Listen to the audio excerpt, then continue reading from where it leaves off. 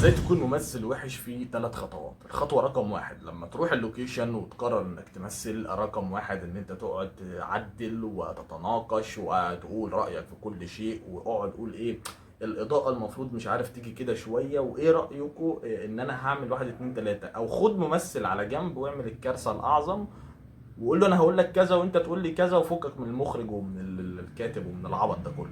في الحاله دي يعني احب اقول لك ان انت ممثل سيء مهما كان ادائك، يعني ما حدش هيحب يشغلك ابدا، وده هتكون نجحت ان انت تكون ممثل وحش يعني. اما رقم 2، روح اللوكيشن تعبان ومطبق، فاهم انت؟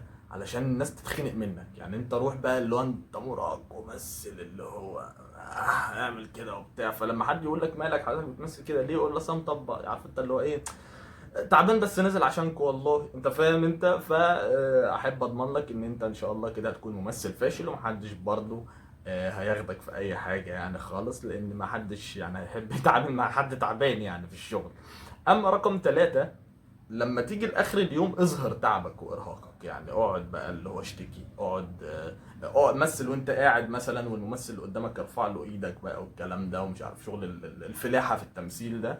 فاحب اقول لك ان انت كممثل مهما كنت تعبان، ومهما كنت مريض، ومهما كنت مرهق، مهما كان عندك اي حاجه، لازم تظهر انك كويس، لازم تظهر ان انت صحتك كويسه، ولازم تظهر ان انت قادر تستحمل، حتى لو انت بتعيط، حتى لو انت بتدخل حرفيا الحمام تعيط، او تطلع تعمل مكالمه وتعيط فيها.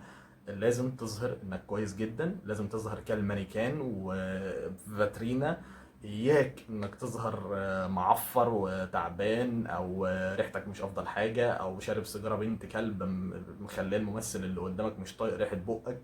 فاهمني انت؟ الحاجات دي هتخليك ايه، ممثل معفن وممثل وحش وممثل محدش يحب يتعامل معاك. فلو انت عايز تكون ممثل وحش، طبق ال3 حاجات دول، وان شاء الله محدش هيشغلك ابدا. وما تنساش تكتب لي كومنتس كنت مختلف او متفق معايا في اي حاجه، وتابعني بنزل محتوى عن التمثيل. سلام.